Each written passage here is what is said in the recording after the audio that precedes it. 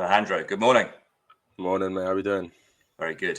Now, introduction for you is a special one because about a year ago, I saw you doing things in the gym that I didn't think were possible for human beings to do outside of Hollywood and CGI, and it stopped me in my tracks. So I'm very excited to hear about your background, how you've reached these sort of levels of athletic prowess.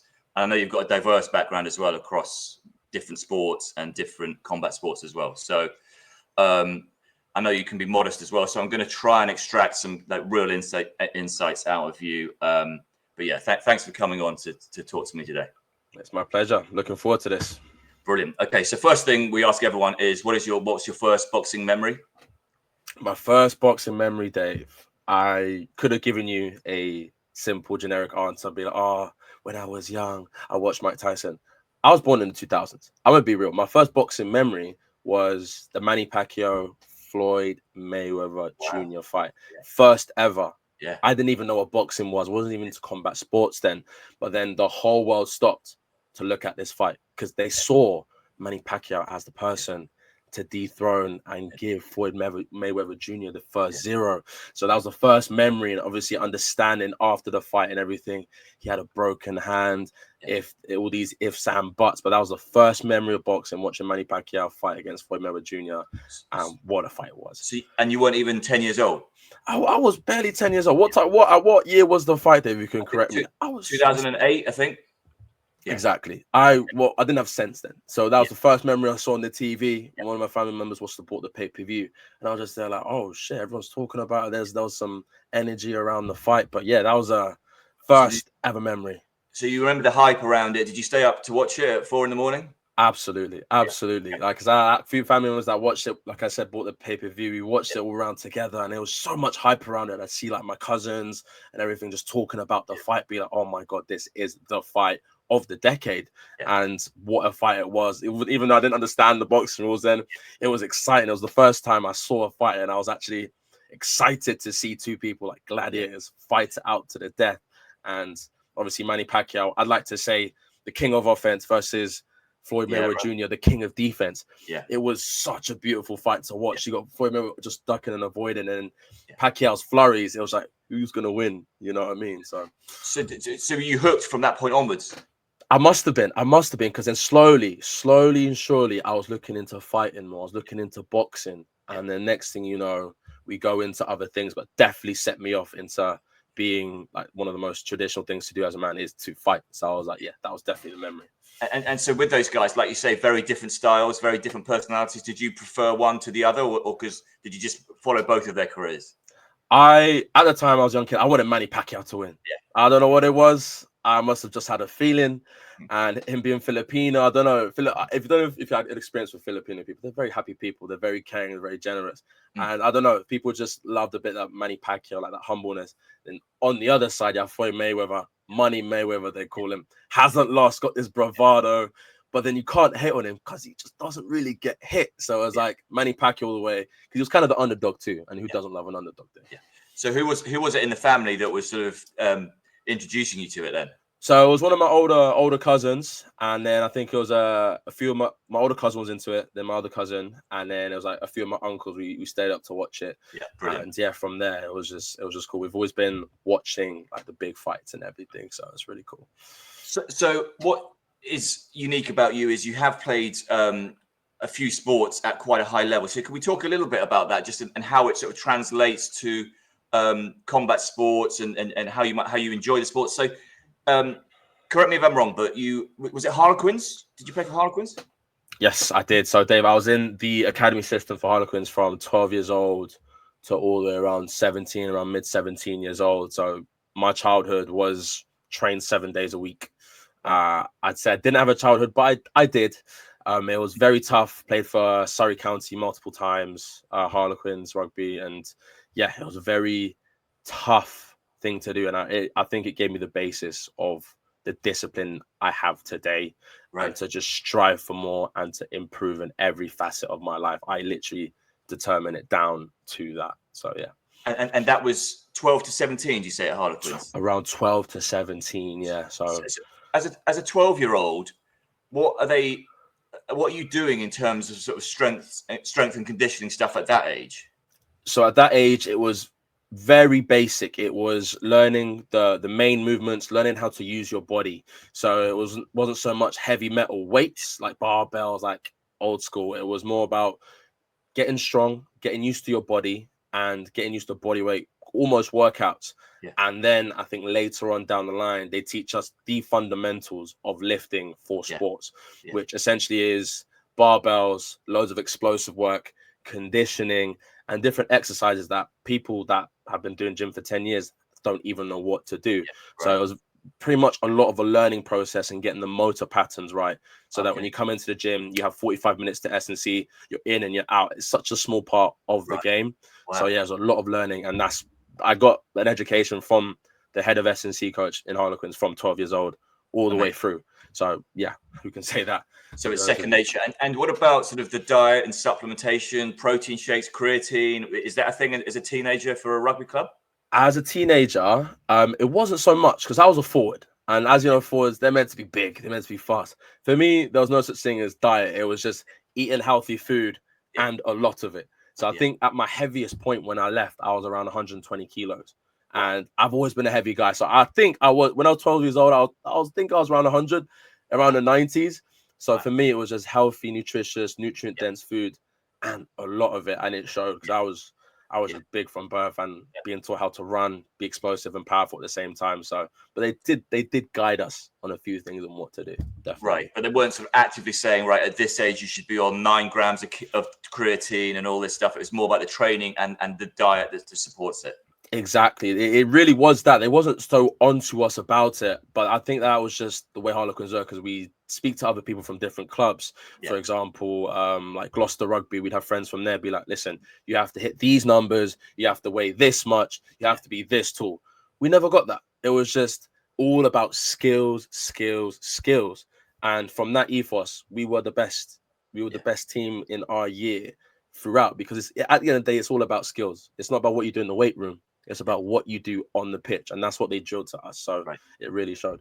And at 120 kilos as a teenager, was that standout? I mean, there can't be many knocking about. I mean, absolutely, it was standout. But when you get to that level, I'd say it was around normal. But that's only around like the elite rugby players. Yeah, I walk down the street at 17, 16. People think I'm a grown ass man. Yeah. I'm just like, well, I'm not. When they start to hear me speak, I'm like, this guy's a baby. He's a big chicken. Amazing. So did you, were you a professional there at academies? Is that classified as being a professional? And if not, was there a potential that you would end up being a professional rugby player? Academy wasn't professional. It was almost like an academy system. It was called an elite player development program. Yeah. They got to a point where I actually left. So there was a point where I left because the personal issues, I didn't love the sport and I couldn't see a future in it, to the point where I was beaten down and didn't feel anything. And as a human, if you don't feel anything from the moment you wake up to the moment you go to sleep, something's wrong. And it came to the point where I had to have a meeting. I called a meeting with my head of rugby from school, my headmaster, head of rugby for Harlequins. I sat them all down and I was like, look, I can't go on anymore. I really can't go on. Like, my life is deteriorated by me being here. And I'll never forget, I broke down. I broke down in tears, Dave. I just can't do this anymore. I was bawling my eyes out. And then the one thing I'll never forget, which has stuck to me, well, the head of rugby for Harlequins was like, Ali, I'm super surprised. I'm super surprised by the fact you said that, because you were one of the people that we were going to actually develop and actually go further into the academy system and eventually be with the olders. And you know what I said? I was like, I don't care.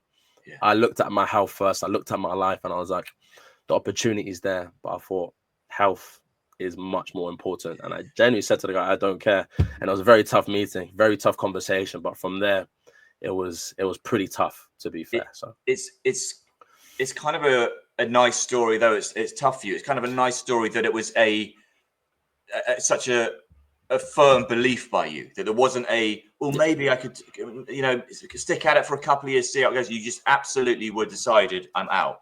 Because Dave, as a teenager, don't have a life. I'm training 7 days a week. If I'm not training with Quins, I'm in the gym. If I'm not training with Quins, I'm training for school. Because bear in mind, I'm training for school simultaneously.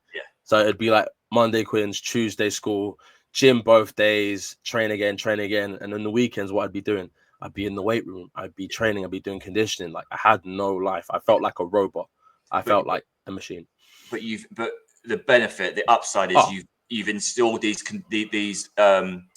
principles, this discipline, this know-how, muscle memory, all those things that are now with you for life. Exactly. So, and what was the transition between going from, because I know you're still very knowledgeable about the rugby, and a lot of people follow your rugby content still online. But so, what was the transition? How natural was it to go from rugby to combat sports? It was pretty tough, Dave. I don't think we've spoken about this before. I left for a year. And then obviously at 17, 18, you're thinking about, right, university. I went to the University of Gloucestershire. Funnily enough, I got a rugby scholarship. Right. I was like, you know what? I'm going to give it a go, but I'm going to give it a go at university because it could be fruitful. It could be like this could regenerate my love for rugby. Maybe I just needed some time off. Maybe I didn't need to play at such a high level to fall in love with it again, right? So I went to uni on the sports scholarship and everything. And that year was worse. It was worse for so many different reasons. Wow. Firstly, I got injured 4 times in the year. Major injuries. It was shoulder, then my knee, then my lower back, and then another shoulder. Horrible. And then also understand that university rugby culture is dreadful. I don't know if you've heard that hazing, that sort of rugby culture where if you don't drink, you're not a part of us. So essentially, pretty much, if you're a black sheep and you don't do the things that they want you to do, they will just treat you like the other, even though you're valuable, even though you're one of the best players on the team. They don't care. They want you to be like us and indoctrinate you into things that are unspeakable. I'm kind of scarred, to be honest with you. I was there. I saw things, never took part, but I was just like, this is what things are like. Does that still happen now? Is that still going on? Yeah, of course. Obviously, there's more clampdown on it, but they just do it behind closed doors now. Yeah, it's weird. It's really weird. And obviously, coming from London, born and bred, going to Gloucester, almost going to like southwest of England, very different people. People coming from small towns. I come from a big city. And that thing was kind of normal for them. So I instantly was the black sheep. I was just like, no. Not for you. But you stayed out. You finished the university, did you? I finished. And this is where my degree is, and this is sports strength and conditioning science. So this is why I'm so knowledgeable. I've already been taught from these Harlequins coaches. Now I've decided to take it upon my education to be taught by the best coaches in the UK. So I'm talking about people that I've worked with, Olympians, international teams, people that I've worked with, the elite of the elite, and have stayed there. That's where my knowledge comes from, and from learning different movements, from the biomechanics, from the nutrition, from actually learning real application to what these mentors have actually taught us. My knowledge is vast, and I can only thank my mentors and lecturers for that. Amazing. And so what was the transition? When did you first sort of pick up a pair of gloves, or get in the octagon? Or so talk to me about that. So with that, I felt a bit lost. I was like rugby guy. After the first year uni, I was like, what am I gonna do? Luckily, my housemate, he was a second Dan Taekwondo black belt, and there was a gym in Gloucester, a very famous, not a famous gym, but a famous trainer, Mark the Wizard Weir. He's got the fastest knockout in UFC history. He had his gym there, so I was like, oh shit, I'm gonna try it out. I'm gonna see what it is. And first time I stepped into like a proper fighting gym with like real fighters. Obviously, I was with them, like the amateurs and everything, and I just felt enamored by it. We trained with my housemate, train. I'd get into the gym, and I was like, I fell in love with it instantly. With the energy, the culture, the people, all like-minded and all very humble, very nice people. People that you wouldn't think that have that stardom come and chat into you just like normal people, which everyone is. And then from there, kickboxing was my thing. I was a kickboxer. I was a guy I could use my legs, right? So I did that for a little bit, and throughout uni I was just going training to a point where I was just like, right, I'm gonna try and do this when I leave uni and graduate. And I did, really. So that was really good. And then I had a fight lined up. I think I had a fight lined up around like a year ago, and I was ready. I was locked in. I was in my corporate job. I was literally out of the house for like 10 hours, 12 hours a day, training, work, training. And I came to the point where I cut down to around like 95 kilos, ready for the fight, set my photo off and everything. And then the guy pulled out.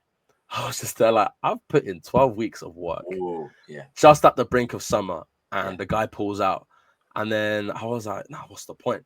And then the matchmakers, you know what matchmakers are like, even from grassroots fighting, they try and match me up with this guy. Right. Had around 10 wins. Wow. This was going to be my first fight, amateur K1 fight. I looked his fights on YouTube. I'm there like, they're trying to feed me to the wolves here. Wow. But I found out later, that's normal in the fight game. Oh, man. They try and do the bait and switch and be like, right, oh, no, you'll fight this guy. This guy's coming from like pro or already had 10 fights. So I was like, you know what? It's not my time. It's not the right opportunity. Yeah. I'm not getting paid for this. I might as well just wait for the right time, acquire my skills. That's crazy. And just like, that's a bit shit, really, isn't it? Yeah. So did you ever get the fight? I didn't get the fight in the end. I didn't get the fight. I've been training, but couldn't get the fight in the end. So it was tough. So I'm still training at GBTT. Just come back from an injury. So when I stabilize myself again, I'll be back in there looking for a fight ASAP. And what about the traditional, the boxing side of things? Did you ever do sort of traditional boxing? So with the traditional boxing side, there was obviously parts of the MMA gym where obviously you clean up on your boxing, where you're coming from boxing trainers. But essentially, my style was like kickboxing style, more wrestling style. So going to a traditional boxing gym is something that I haven't done, but it is something that I do need to improve on, and I have been improving on with my people around me. Great. Now, I mean, you talked about it a little bit a few minutes ago, but the mindset, the psychology of the individuals who play top level rugby versus combat sport. Now, would you say there are some overlaps in the mindset of doing something so physical? It sounds like their pastimes are very different, but their hobbies are very different. But like, would you say there is some overlap in those sort of mindsets of getting in there and doing that type of combat, be it rugby or MMA? So with that, I think you have to give props to anybody at the top level. Like if you've reached the top level of something, it takes a lot of hard work and a lot of graft. But there is a bit of overlap. But what I will tell you, I think the fighters have the edge. These fighters, they live, eat, and breathe what they do. On the rugby side, they go hard, yes, but then at the weekend, it's more like drinking culture. They do that. When you're fighting, when you're in camp, there's no room for that. Because then you have an opponent. It's a one-on-one sport. In rugby, you can hide. There's up to 14 other men with you. Right. But when you're in that one-on-one, and when the fight is set, you're going to the death. Like if you don't have the mindset that someone else is trying to kill you, things switch up. Your mindset starts to be like, oh my God, I have to do everything in my power to make sure I am the most ready. On the rugby side, it's like, whatever, I'll train hard or whatever. But it's like, it's as strong as you are as a team unit, not individually. Obviously, individuals make up a team, but let's say you don't make a good play, your team can save you. There's no one to save you in the ring or the cage. It's just you. So you better make sure you sleep right, you eat right, you train right, and don't get distracted by many distractions that you have in the world. So I think fighters, they're savages. They are gladiators. They're people that are highly respected, and their mindset, unshakable. This is at the top level. Rugby players, of course, unshakable, but it's more of a team, a community, people that have each other's back. Do you know what I mean? So I'd say that's the differences between the two. And it's interesting that the amount of support you felt you were getting from these guys who are at elite level at something that is so dangerous, but they just don't need to. They don't need to perform. They don't need to be performative when they know what they're capable of. Exactly. And do you find that in the combat sport arena, are there many people who come from a rugby background, or is that quite unusual? You stand out in that regard? In terms of that, there's a few. I think of one. There's this one guy in the UFC called Alexander Volkanovski, rugby league player. Okay. Rugby league, and he was known to have the greatest gas tank and just go. Apart from that, not many. There's not many, even though there is a few transfers. In terms of the biomechanics of the sports, in terms of the needs analysis, and in terms of the actual movements of let's say MMA, in terms of boxing, you need to have a strong lower body. Rugby players are known to have big, strong legs. Where does your power come from when your punches? From your legs, from your kicks, obviously from your legs, just like that. And also in terms of going back to MMA, in terms of the wrestling, being used to handling another man or woman, if you play women's sports, it is something that you can't do in the weight room. Understanding how to manipulate a dead weight. Let's say you're dump tackling someone, or let's say you're trying to take someone down. They're very similar. It's just the end result, it's a bit different, but pretty similar. Do you remember Sonny Bill Williams, the New Zealander? He was a He went from league to union and then had like 10 pro heavyweight fights, fought an ex-world champion, got one defeat and then knocked it on the head. But he was one of the best rugby players ever. Obviously, he did well at boxing, but not even close compared to his rugby achievements. But still incredible. And I think when he did that, it was kind of revolutionary, really, because like Sonny Bill, the fact they had the balls to actually go in there and fight someone, because you'd be surprised. You talk to the average person, you talk to your friends, how many people are actually willing to get into the ring and get punched in the head? Not many people. So I will never, the word quitter in boxing is thrown around quite a lot. I will never call anyone who's got in the ring, regardless of how they get out, and maybe it's a bit like, I didn't really fancy it. I will never actually call someone a quitter, because I would never in a million years do what that person has done to get in the ring in the first place. So I'm in no position to call someone a quitter when I've not even got the courage to get in a position to quit. So let's go. What I want to talk to more, because your social media. I'm very interested in how you've built that platform in a long time. I know you've got thousands of followers across the platforms. But let's get back to some of the boxing stuff, and then I want to talk to you about the secrets of social media. So, perfect. Who would be your favorite boxer that you've watched over the years since the Pacquiao-Mayweather fight? Since the Pacquiao-Mayweather, or all time? Which one? Since then. Since then, I think the best fighter I think I've watched, it has to be just the slickness of Usyk. Like with anybody else, I've looked, I'm like, all right, cool, I get it. But the fact that what Usyk's done in the sport, moving up to heavyweight, even though loads of people said, oh, no, you can't handle it, you can't do it, you shouldn't do it. And he said, fuck it, I'm going to do it anyway. And look at what he's done. And I think one of the best fighters that actually gets better as the fight goes on. If you know anything about boxing's fucking tiring. So the fact that you get better by the rounds that go on, and just his slick movement. And I think there was one thing I saw in his training, or someone said something about his training, that if he gets pressured to the ropes, they start the round again. And that just goes to show that he has that mindset of like all or nothing. If I get pressured, I need to work and move around the ring. And just by that, I just think he's on top right now. I think if we were privy to seeing more of what Usyk did behind closed doors, our admiration for him would be even higher than it is. I think, the stuff he's doing there that allows him to compete at 38 at this elite level, and like you say, he downloads the information during the fight. He comes on strong, never panic. You never see him worry. No. An absolute icon. So, does he fit in terms of the best fights, the actual fights you've ever seen? Would he feature in any of them? In terms of the best fights I've seen, I mean, I'm gonna have to dig deep into the discographies of what he's done in terms of the years before. I mean, right now he's just piecing up everybody that he faces, like in terms of like the heavyweights and stuff. He's just like levels above. Like I can't think of a specific fight where I'm like best fight in the world, but he gets the job done and he dismantles everyone. I'm like, best boxer you can think of right now is him. Okay. Do you have you're obviously you'd be a heavyweight, but do you have a favorite weight division to watch? And if so, why? It has to be heavyweight. It has to be heavyweight. As someone that's not a boxing fanatic, I think when a heavyweight boxing fight comes on, everyone looks. Everyone, even if you're just a casual into boxing like me, like you look into like, well, let's say a Fury fight, a Usyk fight, or like a Joshua fight. These are giants. These are modern day giants battling it out. People are gonna watch. They're gonna watch the big freaks, right? So that's what it is. So the big freaks. So that leads me on to the question: if you could change anything about the sport, what would you change? Oh, perfect. This is one thing: being around top level fighters, coaching top level fighters, and seeing how they end up.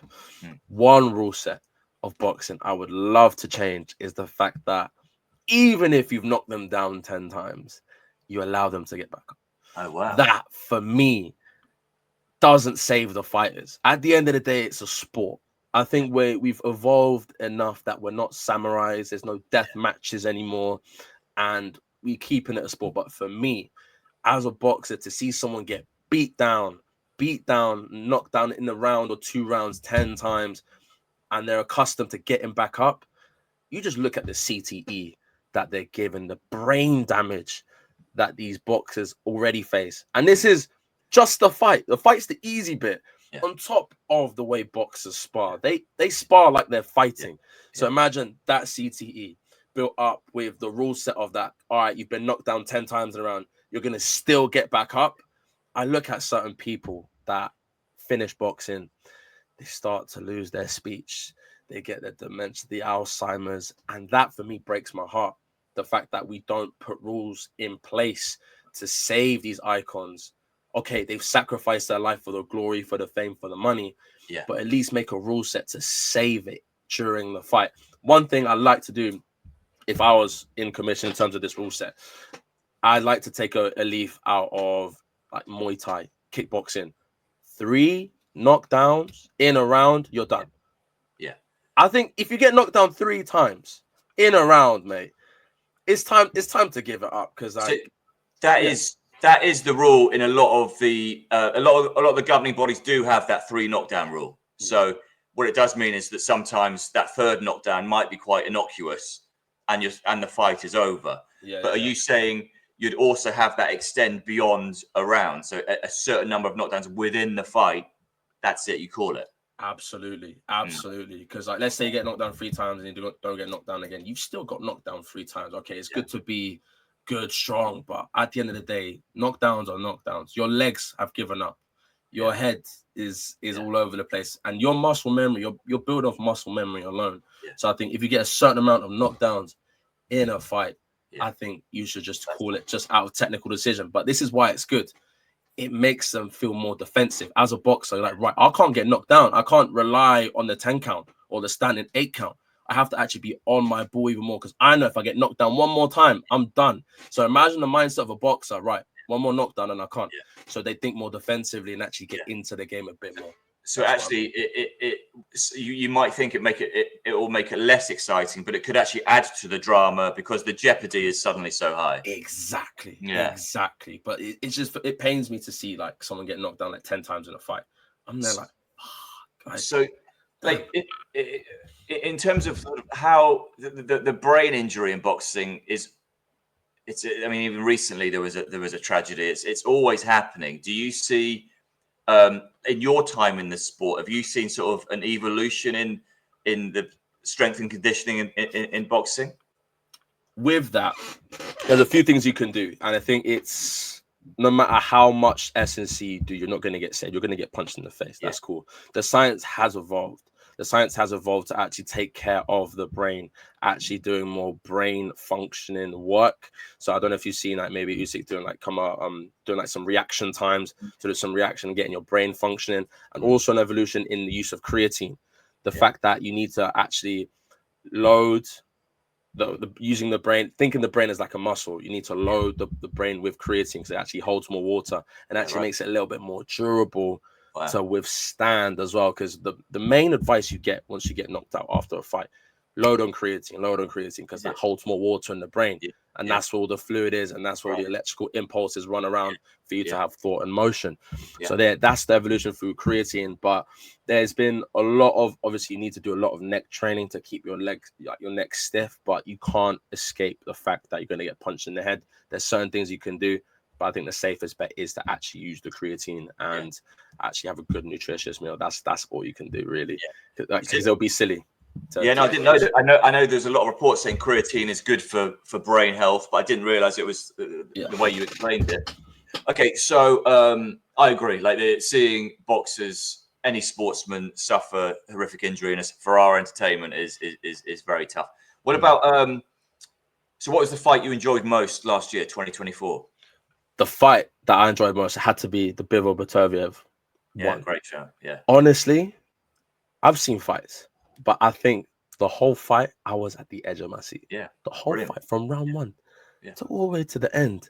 Like, these guys, I don't know what it was. It was like almost a back and forth. It was like, in like a Rocky movie, in like a typical Hollywood movie. It was a back and forth like that. These are what fights are meant to be, super competitive. But then, there's different fighting styles, and when they collide, it was just beautiful to watch. I agree. Well, that was the absolute the boxing purists fight. That was just I and we get it again in a couple of days. So is that what you're most excited for, the rematch in 2025, or is there anything else that stands out? I think that is one I'm looking forward to. That is one I'm definitely looking forward to, because, you know, some people will say, some people are a bit 50-50 on who won the first fight, because you got an aggressive fighter versus someone that fights at the end, you know, rangy. Yeah. But they gave it to Beterbiev. Everyone has their conspiracy theories or whatever. Who did you have? I had Bivol. I had Bivol winning that fight. I did. I really did. I like you even more, man. Yeah. Because, like, I think, you know what it was? I think in terms of referees, sometimes as well, they see like ring dominance as something to score them on. But the way Bivol fights isn't like that. He's on the edge. He's moving, but he's still piecing you. He's moving back and throwing that lead hook, and he's clipping you. And another rest can see Beterbiev just coming in and taking the shot. So that's why I thought Bivol had cleaner, significant strikes, to say the least. Couldn't agree with more. And I've just got a flashback to us talking about it on that Monday morning for about 3 hours. I've heard all this before. So give me one of your boxing hot takes. Anything controversial or opinionated you've got? It's a hot take that I think a lot of people are seeing now. For me, boxing hot take, headline here, Dave. Boxing's dying. The sport of boxing is dying. Let me tell you why. Okay. Let me tell you why. I'm gonna need some convincing. The boxing's dying, like, in general. This is why. The fact that we need clown fights. Prime example: Jake Paul versus retired boxers, old boxers, retired MMA fighters, and selling loads of pay-per-views. Sometimes even more than a WBC championship. I'm there like, what is the supply and what is the demand? Why do we need an influencer that has come into the sport, obviously trained boxing, he can throw hands, but why is this more important? Why is this grabbing potentially more eyes to the actual real gladiators of the sport? I'm there like, right, why is that? I don't know. There may be the way boxing's marketed, but you go down the street. I think there was a video I saw online somewhere. They showed Dubois, a photo of Dubois to a random person down the street. No one knew who he was. No one. And I'm like, this guy's at the top level, one of the best heavyweights, and you don't know his face unless you're in the combat world. And let's face it, Dave, not many. It's a very small percentage of people that are in combat sports in general, and even more niche into boxing. Boxing's probably one of the bigger ones, but the fact that you can't see a heavyweight and be like, right, this is this guy. The only, I think, devil's advocate is that when Jake Paul fought Tyson last year, what that meant is more people saw Amanda Serrano fight Katie Taylor on the undercard than any other world title fight in history. Great fight, by the way. Yeah, extraordinary. But so the fact that Jake Paul is doing the marketing for the traditional boxers, I sort of take my hat off to him in that regard. But I completely agree with you. In the last month or so, we've got Canelo's fighting Jake Paul. Carl Froch is fighting Jake Paul. You know, just a relentless, like, what is going on here? And but there is some crossover, and I guess if Jake Paul is bringing new eyeballs, and also in terms of the boxing, there's always going to be. It's always been a little bit niche. You've got your, like you said earlier, you've got the heavyweights that transcend, and everyone watches the pay-per-view. Then you've got this hardcore that is never going to go away. And certainly in my experience, in terms of like inviting people who I don't even know sometimes onto this to talk about boxing, everyone's like, yeah, when do you want to do it? I've had pretty much 100%. Yeah, let's do it. So people are always going to love boxing.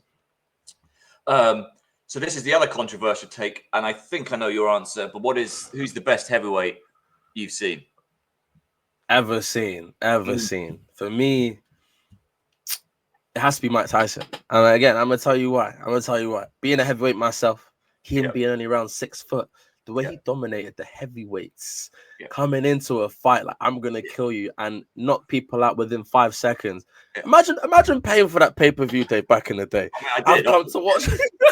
You did pay for the pay-per-view. Imagine paying for a seat as well. Paying for a seat ringside. Yeah, I'm going to watch Mike Tyson. You look away, you look back, and this guy's already knocked him out. I'm there like, who in the history has a streak of just wanting and doing and killing people in the ring. Because you're knocking someone out, they're close to death. Your body goes into shock to protect the body. And the way he did it, he was the king of the world. And you know why? Is also why he is one of the best for me, is his story. Because this is where all great fighters have a great story. They humanize them and almost like superheroes. This is why I like to see fighters as superheroes. The story he's come from from being 6 years old out on the streets robbing people, to his mum being a crack addict prostitute, and him watching his mother do her work and everything, and coming from such terrible background to then being brought in by a boxing coach, then obviously us, and then hypnotherapy that he did with him, and absolutely changed his life around, focus the energy that he did, and become the person king of the world at what, 19, 20 years old. Proper Hollywood stuff. They need to do a proper movie about him. A proper one though, like a serious one. All the money, all the funding, all the right actors, because he is honestly one in a million. Like you will not find someone like him in our generation. They should get you in for the choreography, because I've seen you do your Tyson combos and you got it pretty tight, I think. I've seen those Tyson combos. Dave, I try. No, it's good. You're too kind. You're too kind. It's really good. Okay, so we're going to wrap this up. So, do you have a favorite boxing quote? So, in terms of the boxing quote, I think you're going to have to quote it for me, Dave. It's the one about discipline. It's the one doing something that you hate. Yes. And pretending that you love it. And I think that has been, when I first saw that quote when I was younger, I was like, you take that into anything you want to excel in. It's a great quote to have that will just keep you on track, because there's going to be times when you're striving for greatness in anything that you're going to hate what you're going to do. Yeah. But if you're going to look at the bigger picture, you're going to look at the discipline side of things, you have to have that mindset, because then long term. Love it. No one said that one. I think that's brilliant. And I think that's Mike Tyson as well. He's brought that one to us. He's my favorite. He's my favorite dude. I don't know what it is. He's my guy. Okay. So what about, do you have a favorite boxing movie or a book or a podcast? Anything sticks to mind? So obviously someone that wasn't really born in a generation of the Rocky movies. It was just so good. You have to rewatch it. Like the trilogy, the way it was actually done, and like the storylines in it as well, I think can't really be replicated as well. Okay, we got the Creeds, but nowadays with the Hollywood movies, they're just remakes of old ones. But Rocky's just, you have to love it.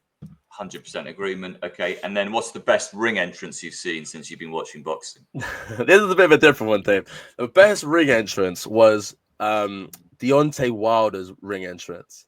The one where he wore, I don't know what the thing it was, a crown, some shoulder pads and all of that stuff. He came in like a king. I don't know. He looked like a demon. I don't know what it was. Yeah. He came in, looking all like this. Yeah. And then after he lost, he blamed his fucking suit that he came in all extravagantly on the loss belt. My legs were tired, all this and that. For me, that was my favorite, because the irony, when you do too much, you normally flop. That's what my favorite ring entrance is. He's really not been the same since that. No. So okay, so if you get your MMA fight, or if you were a pro boxer, what would be your entrance tune for your ring walk? For my ring walk, the one that comes to mind, it has to be 50. It has to be 50 Cent. It has to be Many Men. And it's the line of many men wish death upon me. Blood in my eyes, I can see.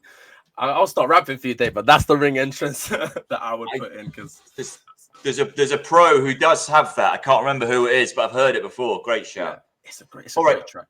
So I really think anyone who has got any sort of interest in going to the gym at any level, be they just starting out or elite level, or just someone who just likes seeing positive energy on social media, they need to check out your stuff now.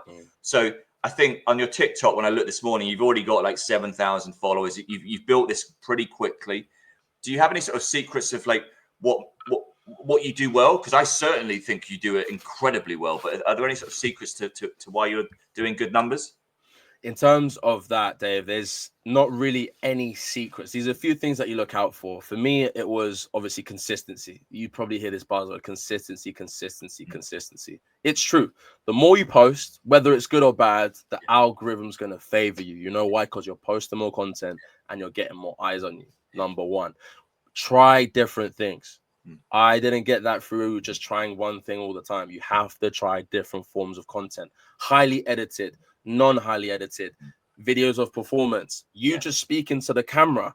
At the end of the day, what sticks is how good is the content, and that is in terms of what you say, in terms of how eye-grabbing it is, in terms of watch time. If you get someone to watch your 45-second video and they've watched through to 30 seconds through to that video, that's a good video. But it's in terms of looking at the human psychology and right, what's gonna grab people's attention in my niche.